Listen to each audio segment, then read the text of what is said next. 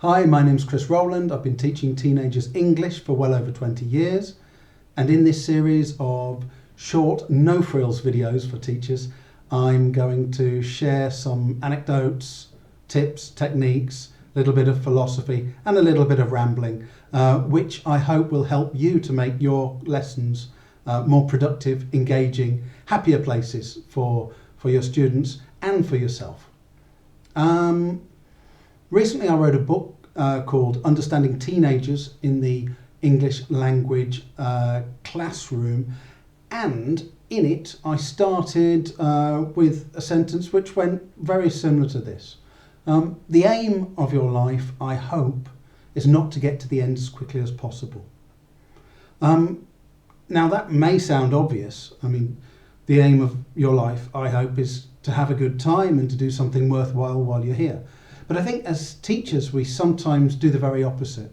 We get so carried away with, trying to cover our lesson plan, our syllabus, trying to deal with dodgy behaviour, or just surviving till the end of the lesson, that we wish our minutes away, our lessons away, our weeks away, our terms away. Now, if you are not going to enjoy your life, nobody's going to do it for you. That's my point. And if you're not enjoying your lesson, it's very difficult for your students to. And certainly if they see that you're not wanting to be there, then that will have an effect on them. And you'll end up with this kind of spiralling downward process of negativity, which is hardly conducive to learning. I want to tell you a little story. A few years ago, about 10 years ago, a leaner version of me was sitting in a square in a little village outside of Seville where I used to live. And I was eating one of my favourite dishes, which is salmorejo. Now, for anyone who doesn't know, salmorejo is similar to gazpacho. It's a cold dish made with tomatoes and garlic and olive oil. But the difference with salmorejo is that it's got bread in it, so it's thicker. So there I was, eating my salmorejo. I was enjoying the flavour. I was also enjoying the feeling as it hit my stomach, a kind of bitey, fresh feeling, a little bit like eating wasabi, I imagine because of the raw garlic in it. And on this occasion, I found myself taking off my prescription sunglasses so that I could look down and enjoy the orange colour of the salmorejo. And I thought to myself, Chrissy boy, that's 3 things that you've just found to enjoy about your salmorejo. Now, what 3 things are you going to enjoy about your intermediate teens class that you're teaching in an hour and a half? Better get into town. And I found this quite interesting because as well as teaching classes, I spend a lot of time observing teachers on professional development courses, in-house observations. And as you know, lesson plan pro formas, they have various sections where teachers write down the aims of their lesson, the stages, the timings, etc., etc. What I would like to see on all of these forms, whether it's at in-house level or all professional development courses, is a section where the teacher writes down what it is that they think they are going to enjoy about the lesson that they're going to give.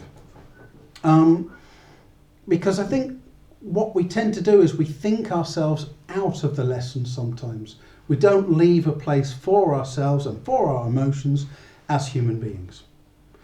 So this is my challenge for you. Maybe the next lesson that you teach, whether it's today, tomorrow, next week, what I'd like you to do for that lesson is to write down 3 things that you're going to enjoy about that lesson. And this is all the more important if it's a tricky group or a problematic class.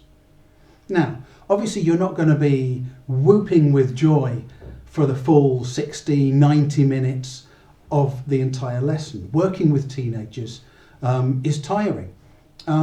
But even if those moments are fleeting, I think they need to be there. And in fact, I go further. We can go to an extreme. Extremes can be quite entertaining for a little while. And we could say that you enjoying your lessons is probably the most important thing about your lessons. Now you might think, Chrissy boy, now you've gone too far. Surely the most important thing about the lessons is the welfare of the kids and their learning. And to that I would say, yes, you're right. But if your enjoyment is a healthy professional enjoyment which is objectively focused on your job, then it will naturally align with those things anyway. So it might be that you're looking forward to showing your class some YouTube footage about a topic you've been studying. It might be that you're looking forward to giving a particular student an assignment back because you think they're going to be pleased with the mark or the comments you gave them. It might be that another teacher has given you an activity you want to try out, or that you're going to be doing your favourite structure, concept, page. Whatever it is, I'd like you to write down 3 things that you're going to enjoy about your next class, and see how it goes. See if that changes how you experience the class. And if it does, please comment in the comment section below. Right, thank you very much for being with me. In the next video, I think we'll look at pre-class anxiety and how to share out our teacher attention.